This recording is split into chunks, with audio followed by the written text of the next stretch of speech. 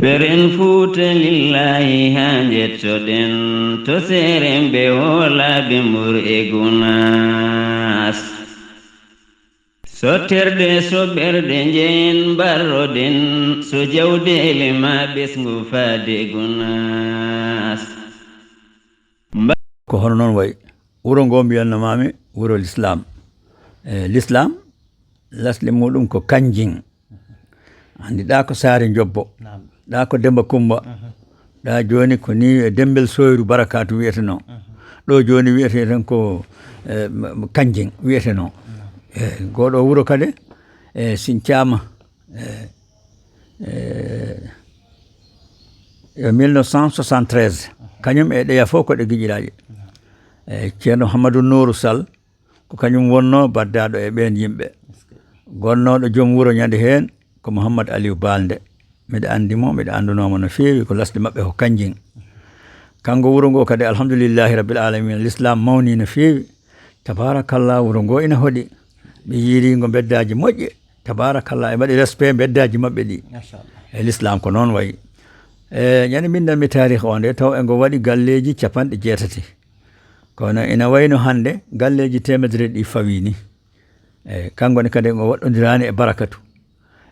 ko ñaamo e hirnangue Barakatu woni ego waɗino kadi juma ego waɗi kadi beddaji moƴƴuɗi poocciɗi laftuɗi funnangue e hirnangue nano e ñaamo hakkude makko e Madina Gounas ko kiloji 20 takriban à peu près kamɓene kadi alhamdoulillahi ɓe guuri ko e guese mabɓe ɓe guuri ko e jawdi mabɓe jahori mabɓe eɓe gonduno e ceerno Mouhamadou Nourou gondugal moƴƴal no fewi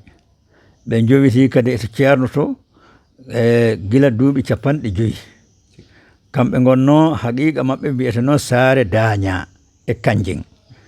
eyyi ɗum noon ɓe jeehi ceerno Nourou kañum naɓanoma ha Jolof wuro ngo ina waɗi ɓen ɗon yimɓe wonɓe ɗon ha hande ɓe uyduno Jolof ɓe o artude e mabɓe nde woni Jolof nde minen amin gandi ɗum taw on sanga miɗen jangga Fass ko nden noon gandumi ceerno Alhaji Hassane Houdallahi eywa joom wuro ngo ko Amadou Demba Balde e Boubacar Demba Balde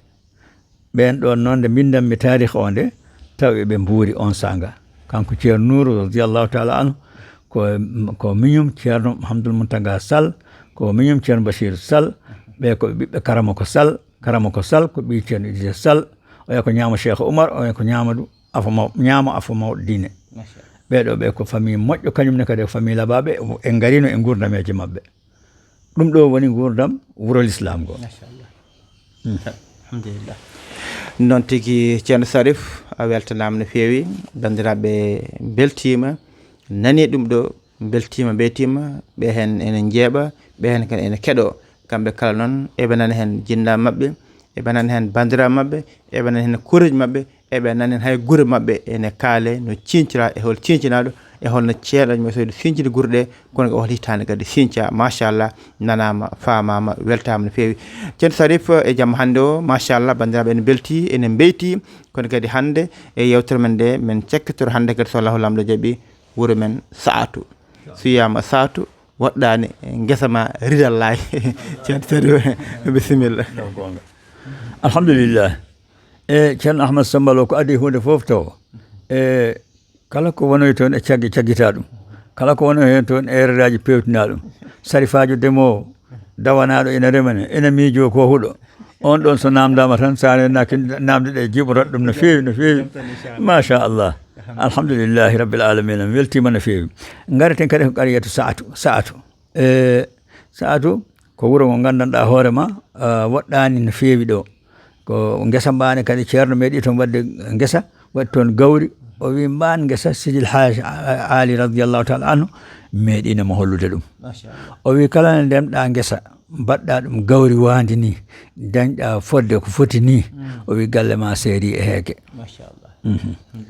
Sidil Haji Hamad Saïd radiallahu taala anhu o wi gilani ñande hen o waɗi mban guesa Madina ari dakade Soñdemba muppe ɗe sanno yimɓe darinoma to jiwodirta o wi galle o ko ɗon wayri esto jiggade gawri kanko tigi wi kam noon e kanko ngo Sinthia ko 1961 hankone kadi alhamdulillahi rabbil alamin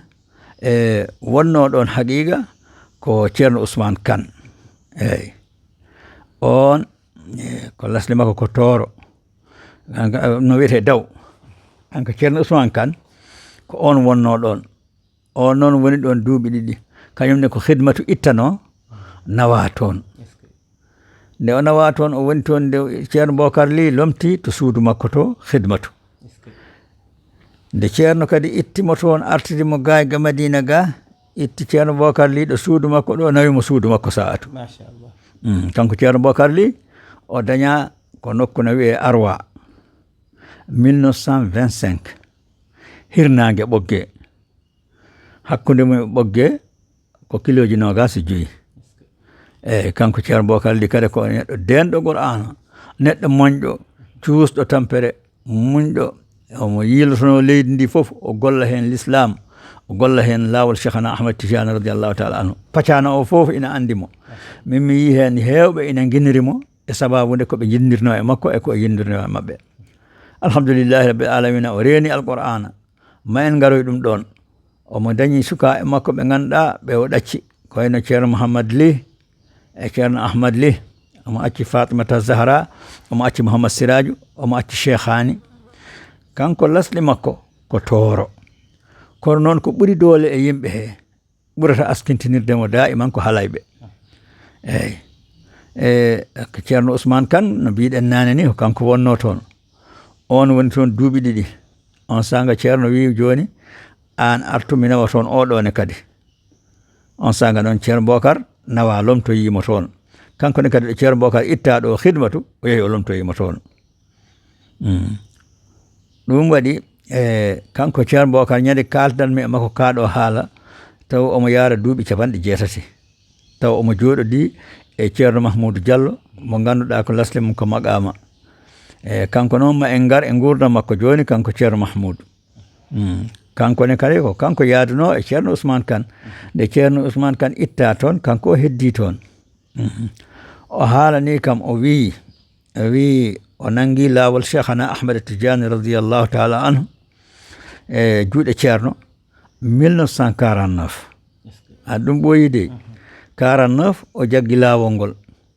to Dakar to galle Doudou Sarr mo kalɗen nane jaatigui ceerno o jangi alqur'ana koye jinnaɗo makko o jaati Mouhamad Oumar Ly Calaga ɗon o jangi alqur'ana ha o yettini alluwal makko to suratu Taha o wi ay o jaati wonno ñande o darnata on alluwal ngal kadhalika atatka ayatuna ɗon o darni ɗon o wimo daro ɗon o dari ɗon on sanga o wimo yawtu o wi han kadi o yawtinimo to ceerno Oumar Galoyaɓe toon o jokkoyi alluwal makko ha o gayni fofof kanko ceerno Bocar Ly tabarakallah ko o dennoɗo alqur'ana moƴƴinɗo alqur'ana bawɗo lowsuji alqur'ana o wiyanno makko ɓe so tawi tan on tawi mbeɗa ɗaani pindine kam so tawi on pindine kam tan namde kam ko cagguɗon ko kanko ko noon o wano alhamdulillah o yaltino ɗo sa'atu ɗo ñande aljuma 16 Rajab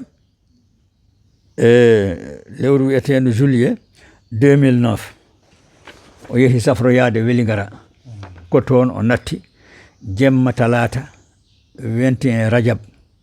ɗum hawri ko 14 juillet 2009 ko toon o nawta sa'atu o wirna to funnange ñaamo jama makko ɗo to sa'atu hakkunde tisbar e takkosan juulima noon ko ceerno men ceerno Mahamadou Bachir ceerno men ceerno Ahmed Tidiane ceerno ko on juulimo taw omo yaara e duuɓi 64 e leesa ƴewtima ɗum tan kanko e ceerno Belli Dia koɓe giƴiraɓe assalamu aleykum wa rahmatullahi taala wa barakatuh Waaleykum salam wa rahmatullahi taala wa barakatuh ceerno Sarif ha joni koye satu gonɗen bisimillah eywa ha joni ko ceerno Mahmoudou Diallo mo kalɗen nane o alhamdulillahi onne kadi alhamdulillah en belsinta ko fofof en kalɗe gurdamaji mabɓe kala mo ganduɗen kam mo keɓɗen e gurdam mum ko eɗen kaala eɗen binduno en kaalat woɓɓe ne kadi wotoɓe pel en wonde en kaalani ala ko en dañano windude ɓe e mbino gila to alwande fuɗɗade émission ji men ɗi wonde na woodi ɓe ganduɗen na woodi ɓe ganda na woodi ne kadi ko jejjitten na woodi ne kadi ko ganduɗa yettanaka kono ko toon faya inchallahu taala so tawi Allah waɗi gurdam kanko ceerno Mahmoudou Diallo lasli makko ko maqama no mbiɗa andi woɗɗata wurum malla min Demba Salmata en woɗɗata waaline kadi dey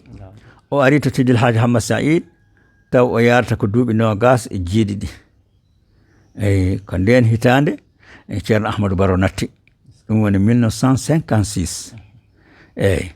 on sanga o yehi to khidmatu o woni toon duuɓi 2 ko on sanga ceerno ittima ɗon nawi mo sa'atu en 1962 ɗum noon wonno Daka on fani 1960 o eyi kanko ne kadi ko kanko tigi mo jeeya e asɓe e woyndu khidmatu kanko safanno leydi ndi asanno woyndu ko biyeteɗo Aliou Dieng asanno woyndu ndu kanko omo safa joni noon nde o ari ha faandi ndiyam o yalti e golle ɗe ceerno Mahmoudou Diallo oɗo timmini woyndu kanko e Abdourahmane Baylo eɗen gandi ɗum ko Abdourahmane Mbowen no wayi barke o arani hande e goɗɗo no wiye Dawouda Ba ko ɓeeɗo tato ɗum woni kanko ceerno Mahmoudou e ɓeeɗo ɗiɗo kamɓe asi woyndu ɓe timmini ɗum Cheikh Alhaji Hamad Saïd radiyallahu taala anhu wiimo wonɗo ha miɗo jogii haaji e ma hitande hikkande kadi wonto nawalmami ɗum waɗi noon kanko Sidil Hadji Hamad Saïd radiyallahu taala anhu taw Seydil Hadji Ali habrinomo oɗo nokku wiimo kala nde ndemɗa nokku o heedata ko hirnangue Madina hirnangue ɗo koɗoyta ɗo to hirnangue ɗo koɗoyta ɗo noon hirnangue ñaama muɗum e goɗɗal mum ni fotata Allah andi no hollirimo ɗum wiimo sa remi ɗon noon ndema ɗon basi gawri wiyetendi basi o wi caggal si a remi ɗon basi o a galle ma seeri e heege hankadi no mbimami nane ni Allah waɗi noon o remi ɗum basi o noon moƴƴi no feewi ceerno Abdou Dikkite en ceerno Hamme Baba en ɓe fof ɓe dakoyno toon minen amin gandi ɗum machallah guesa mbarema alhamdulillahi rabbil alamina gila guesa mbarema en jiino Allah waɗani galle o wi ko ɗon galle o serti e jiggore gawri kanko Sidil Hadji Hamad Saïd kanko noon ceerno Mahmoudou Diallo omo acci Siraju omo acci ceerno Bocar omo acci ceerno Ousmane omo acci Ahmad Tidiane omo acci Mouhamadoul Diame omo acci Mouhamad Ali e ceerno Ahmadou Baro e ceerno Hamme yo ɓeeɗo fof moƴƴuɓe Allah o inniriɓe e ɓeeɗo yimmo mabɓe one kadi ko girlajo wonno to galle ceerno galle Sidil Hadji Ousmane Thiam yimmo mabɓe kadi ko neɗɗo tinniɗo bakkiliɗo ha hande omo dawa e dawi ceerno ɗi yo Allah junno gurdam makko min jejjitta golle makko kanko nene o tinnima no feewi omo tinani dental ngal ha hande omo darani dental ngal yo Allah wattu en e waade e almudagal mabɓe ngal no wano ni goniren noon goren noon assalamu aleykum wa rahmatullahi taala wa barakatuh waaleykum salam wa rahmatullahi taala wa barakatuhu bandiraɓe sehlaɓe musidɓe tedduɓe heeɗiyankoɓe kala on jettama on jarnama en jetti Ceerno Salif no feewi machallah e ɓeɗo sabaɓe o haali e ɗeɗo guurɗe o sinci kala wuuro ngo sinci ɓen kadi ɓe ganduɗa ko sincinaɓe guure ɓe goto hen kala omo jogui gurdam muɗum keeriɗam taw jiiɗa e cince guure ɗe tawa kala machallah ko jogui ko ene heewi o jogani ɗum kadi ko dental ngal alhamdulillah bil alamin dental ngal ene renda ene duwanoma kanko Ceerno Salif mo Seydou e nguɗo ngaalu ngo jogani en e oɗo fayida mo waɗata ɗo julɓe oɗo saaha en naftoro to banggue radio ji to banggue téléji aduna fof ene yeeɓa ene yiya ɗum aduna fof kadi ene kadi nanamo machallah ene weltoro ɗum nde wonno ɗum ɗo weeɓani kanko oɗo hakkille ma rokkimo kanko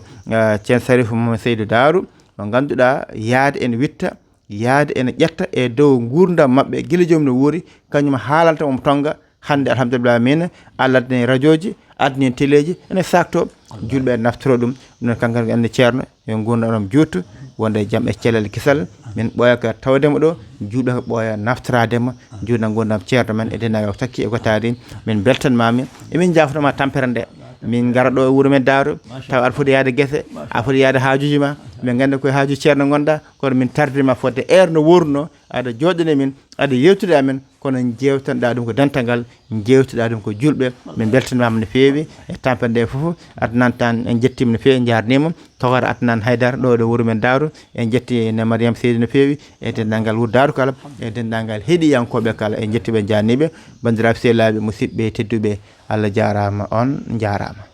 Peren Fuuta lillahi ha jettoɗen to seren ɓe hoolaɓe mur e gunas sottirde soɓɓerde jeyen barroɗen so jawdele ma ɓesngu faade gunas